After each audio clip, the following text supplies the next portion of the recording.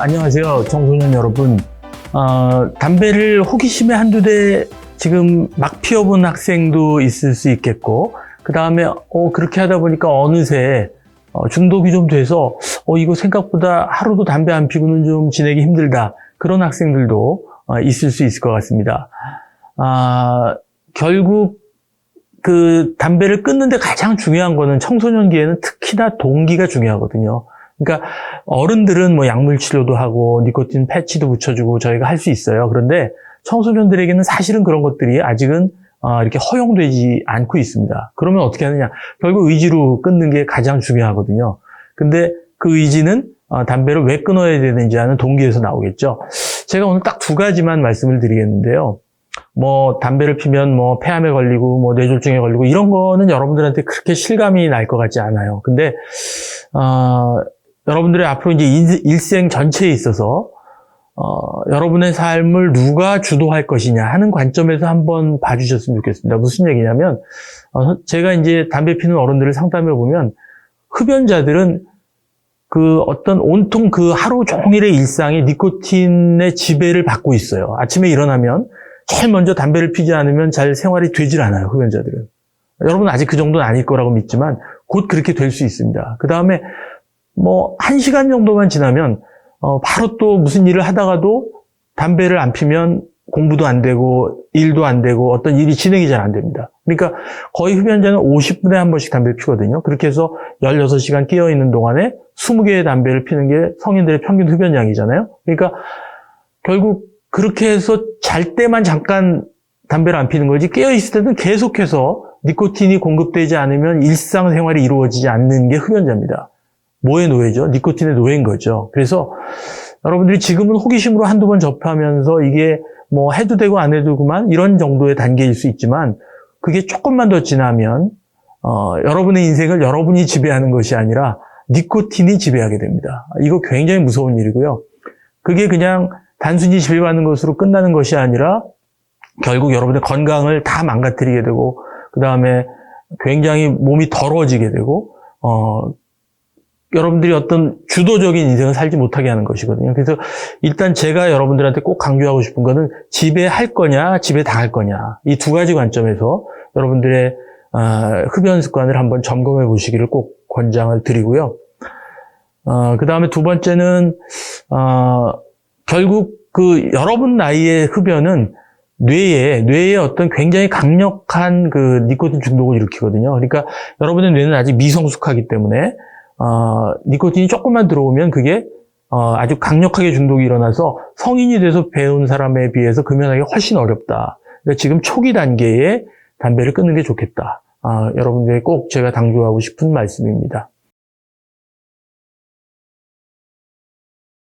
흡연에 대해서 여러분들이 대표적으로 잘못 알고 계신 몇 가지 그 생각들을 한번 짚어드리겠습니다. 자, 첫 번째는 흡연은 건강을 해치는 나쁜 습관이지만 질병은 아니지 않나? 이런 생각하시는 분들이 많으시죠. 그런데 대답은 NO입니다. 왜냐하면 흡연이라고 하는 것은 의학적으로 이건 니코틴이라고 하는 약물에 대한 중독이죠. 그래서 첫 번째로 중독이 되었다면서 정신질환이라고 할 수 있고요. 그 다음에 니코틴, 타르 이런 것들이 암이나 또는 혈관 질환의 원인이 되는데 그것이 이제 굉장히 오랜 기간 동안에 축적이 되면서 쌓이기 때문에 우리가 고혈압, 당뇨, 고지혈증 이런 것들을 치료하는 이유가 방치했을 때 시간이 지나면 그런 뇌졸중이나 심근경색증이 증가하죠. 같은 이유로 흡연도 그런 혈관 질환 또는 호흡기 질환의 만성 질환이라고 볼 수 있습니다. 그 다음에 조금 뭐 우스운 얘기지만 흡연이 전염성 질환이기도 합니다. 무슨 뜻이냐면 뭐 니코틴 바이러스가 있는 건 아니지만 담배 피는 아빠가 있으면 아이도 담배 쉽게 배우고 친구가 있으면 또 그 친구도 담배 쉽게 배우기 때문에 환경적으로 전염되는 병이다.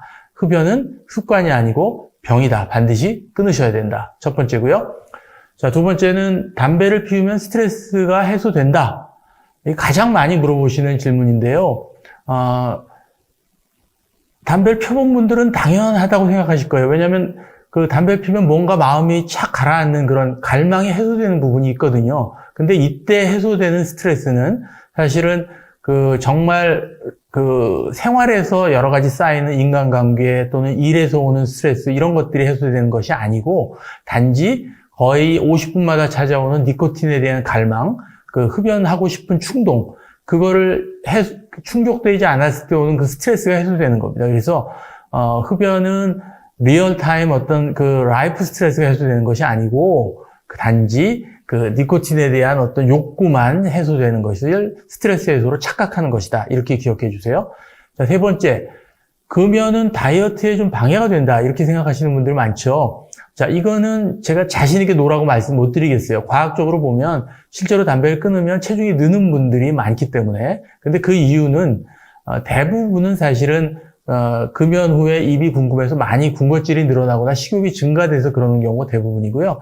대사적으로도 담배를 끊으면 한 2kg 내지 3kg 정도 체중 증가가 될 확률이 좀 있으나 그거는 여러 가지 운동이나 다른 방법으로 충분히 해소할 수 있고 금연친구에서 그 방법을 차근차근 알려드리겠습니다.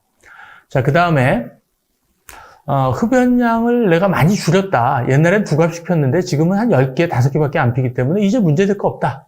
이렇게 생각하시는 분들에게 또 노라고 말씀드리겠습니다. 왜냐하면 흡연의 해독은 예를 들어 40개에 비해서 10개비로 줄였으면 4분의 1, 25%로 독성이 줄어드는 것이라고 착각하시는데 그게 아니고 계속해서 흡연의 해독은 축적되기 때문에 작년까지 20년 폈고 올해 21년째 피고 있으면 20년 동안 2갑 흡연 독성과 지금 10개비씩 또 1년 핀 것이 계속 쌓여가고 있다. 그래서 결국 그 독성이 임계치를 넘어가면 병이 생기기 때문에 흡연량을 줄여도 여전히 당신은 위험 상태다. 이렇게 기억해 주셔야 됩니다. 자, 그 다음에 청소년기 흡연. 예를 들면 이제 언제 시작했는지보다는 전체 흡연량이 중요하다. 이렇게 생각하시는 분들 있죠? 그렇지 않습니다. 똑같이 하루에 한 갑 30년 흡연을 한 사람, 우리가 30팩 이어라고 하는데 같은 양을 피웠다고 하더라도 15세 이전에 청소년기에 담배를 시작한 사람의 30년과 그 다음에 20세 이후의 30년은 완전히 다르다. 같은 양을 흡연했으나 독성 물질에 노출된 연령이 낮을수록 아마 폐나 또는 뇌나 여러 가지 장기가 아직은 미성숙하기 때문에 나중에 암이나 뇌졸중이나 이런 발생률이 2.5배에서 3배 이상 증가한다고 되어 있습니다. 그래서 일찍 시작한 사람은 더 빨리 끊으셔야 된다. 꼭 기억하시고요. 자, 나는 의지가 너무 약해서 못 끊을 것 같다. 자신 없다. 생각나시죠? 자, 그런데 사실은 의지가 강해서 담배를 끊을 수 있는 분은 생각보다 많지 않습니다. 여러분 주변에 담배를 끊는 많은 분들이 계시겠으나 이분들이 의지만으로 끊으신 거 아닙니다. 왜냐? 100명이 금연을 도전하면 의지로 그 중에 완전히 성공하는 사람 3명밖에 안 되거든요. 그럼 다른 사람들은 어떻게 끊었는지 다 여러 가지 도움을 받으셨습니다. 사실은 니코틴 보조제도 사용하고 또 약물도 사용하고 금연 처방약이 있거든요. 그런 방법을 통해서 금연했기 때문에 또 금연 친구가 여러 가지 또 여러분에게 솔루션을 제공해 드릴 거니까 의지가 약하셔도 포기하지 마시고 금연 친구가 제시하는 여러 가지 방법들을 여러분들이 반드시 도전해 보셨으면 좋겠습니다.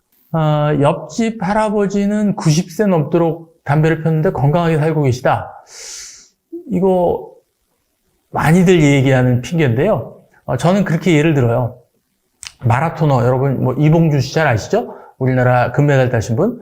자, 금메달 장면을 보고 너무 흥분해서 나도 당장 내일 42.19km를 전속력으로 뛰어보겠다. 당연히 한 20km 뛰다가 심장마비로 사망할 확률이 높습니다. 그러니까 그렇게 훈련된 분들, 그리고 유전적으로 아주 건강한 분들을 나와 똑같을 것으로 착각하시면 큰 오산입니다. 마지막으로 담배를 피우니까 폐암은 걱정이 되나? 다른 건 문제가 될까? 좋은 점도 많은 것 같은데? 이렇게 생각하시는 분들은 착각입니다.